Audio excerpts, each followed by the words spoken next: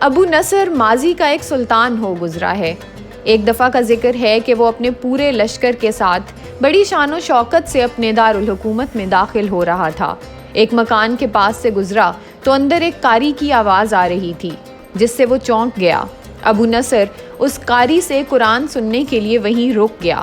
قاری نے اپنی بہترین آواز میں سورہ آل عمران کی آیت نمبر 26 کی تلاوت کی، جس کا ترجمہ کچھ یوں تھا کہ آپ کہہ دیجئے کہ اے اللہ، تو ہی مالک الملک ہے، تو جسے چاہے سلطنت عطا کرے اور جس سے چاہے سلطنت چھین لے، اور جسے چاہے عزت دے اور جسے چاہے ذلت دے۔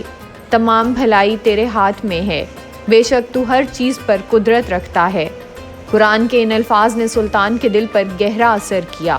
وہ اسی وقت اپنے گھوڑے سے اترا اور اللہ کے حضور سجدہ بجا لایا۔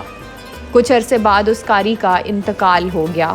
اس کے ایک دوست نے اسے کچھ ہی عرصے میں خواب میں دیکھا۔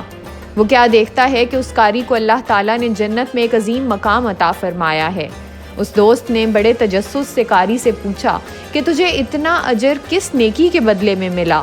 تو قاری نے اسے جواب دیا کہ میں تو ایک بہت ہی معمولی انسان تھا، خطا کار اور گناہ گار۔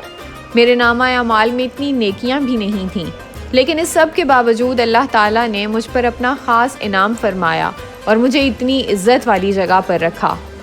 وہ ساتھ ہی کہنے لگا کہ اللہ نے مجھ سے فرمایا کہ تو نے دنیا میں ایک سلطان کو میری عظمت یاد دلائی تھی، جس کی وجہ سے تجھ پر آج رحم کیا گیا اور تجھے بلند مقام عطا کیا گیا۔